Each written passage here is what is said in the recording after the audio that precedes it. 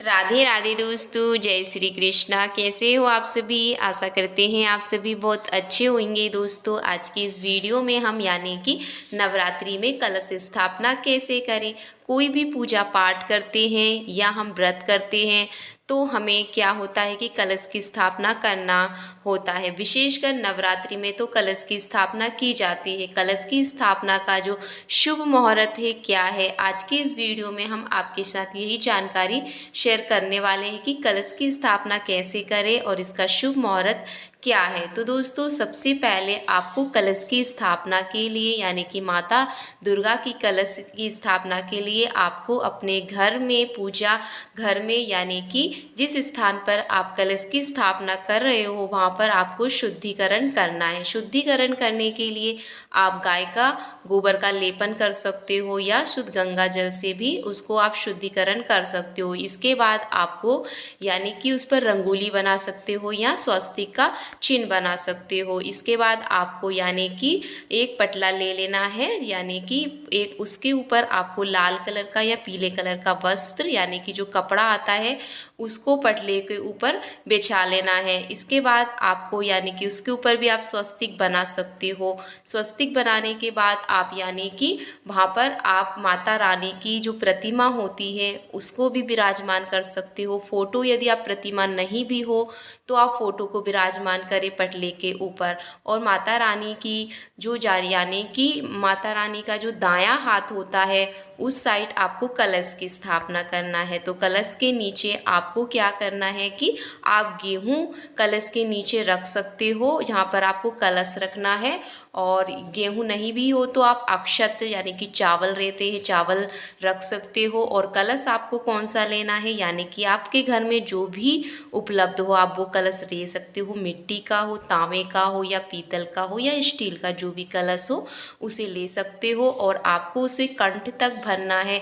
शुद्ध जल भर सकते हो। यदि आपके पास ज़्यादा गंगा जल हो तो आप गंगा जल से भी उसे कंठ तक भर सकते हो। यदि ज़्यादा गंगा जल ना हो तो कुछ बूंदे मिलाकर शुद्ध जल भर सकते हो। गंगा जल के अलावा यानी कि अन्य पवित्र नदियाँ होती हैं तो आप उन पवित्र नदियों का जल से भी आप यानी कि कलश को भर सकते हो। भरने के बाद उसमें आपको यानी कि एक गोल सुपारी डाल लेनी है, एक सिक्का डाल लेना है, एक हल्दी की गांठ डाल लेनी है और 2 लौंग डाल लेनी है और एक इलायची डाल लेनी है। इस तरह से आपको कलश को स्थापना करना है। उसमें आपको यानी कि जो आम के पत्ते रहते हैं उन्हें 9 पत्ते ले लेना है।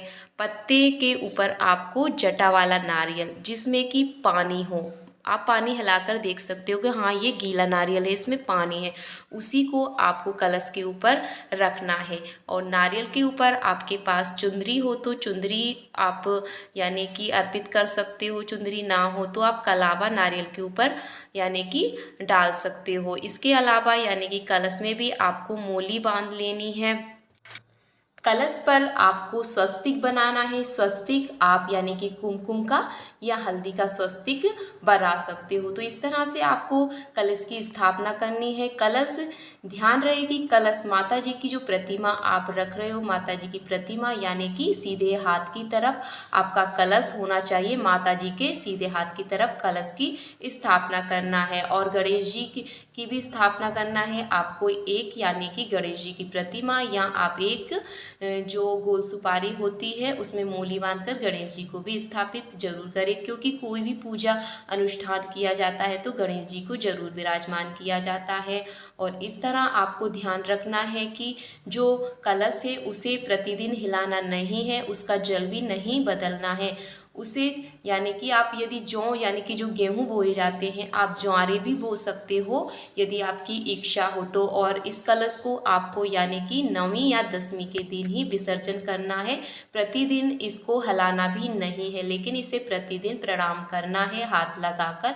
और प्रतिदिन माता की पूजा करनी है यानी कि आरती उतारनी है सुबह शाम आपको, लेकिन आपको इसको हिलाना भी नहीं है ना हटाना है 9 दिन तक। इस तरह कलश की स्थापना की जाती है, क्योंकि इसमें सभी देवी देवताओं को आह्वान किया जाता है। कलश की स्थापना करने से सभी देवी देवता है हमारे कलश के अंदर निवास करने लेते हैं। सबसे पहले आप भगवान विष्णु, माता लक्ष्मी की आराधना करें, इसके बाद माता दुर्गा की आराधना करें। तो इस तरह कलश की स्थापना की जाती है।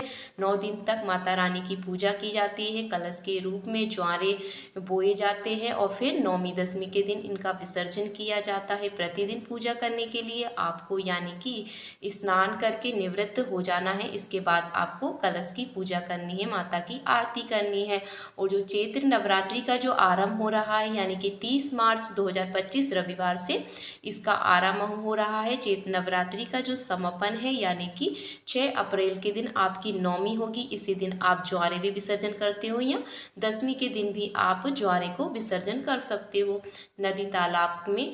चैत्र नवरात्रि यानी कि कलश की स्थापना का जो शुभ मुहूर्त, ध्यान रहे कि शुभ मुहूर्त में ही आपको कलश की स्थापना करना है। कलश की स्थापना का शुभ मुहूर्त सुबह 6:13 से 10:22 तक रहने वाला है। 2 मुहूर्त है यानी कि एक सुबह का मुहूर्त है 6:13 से 10:22 तक। फिर दोपहर अभिजीत मुहूर्त है दोपहर 12:01 से 12:50 तक। और ये मुहूर्त यानी कि रविवार के दिन 30 मार्च को ही है। इस मुहूर्त में आप कभी भी कलश की स्थापना कर सकते हो। तो इस तरह माता रानी की आराधना करनी है। तो दोस्तों वीडियो पसंद आई हो तो चैनल को सब्सक्राइब और लाइक ज़रूर करिएगा। फिर किसी नेक्स्ट वीडियो में मिलेंगे, तब तक के लिए राधे राधे, जय श्री कृष्णा।